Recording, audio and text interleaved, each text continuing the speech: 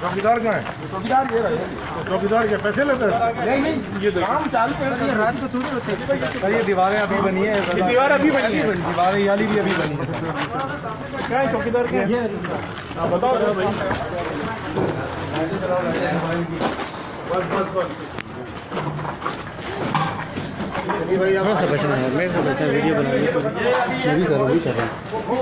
इसी बैग का जो बनाया था दोबारा मनोज साहब ने दिया था वो वाला बन पीछे वाला है। अच्छा, ये इस प्रोजेक्ट का नाम है अपग्रेडेशन हॉस्पिटल 50 बेडेड हॉस्पिटल।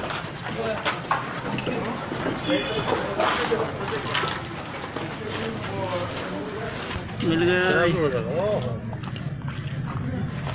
ये शराब की बोतलें टूटी हुई यहाँ पे देख रहे हैं, ये सारी चीज़ें।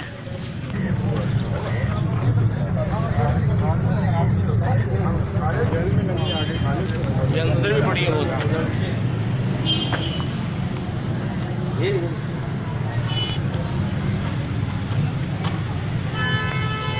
ऊपर से जाके देखें।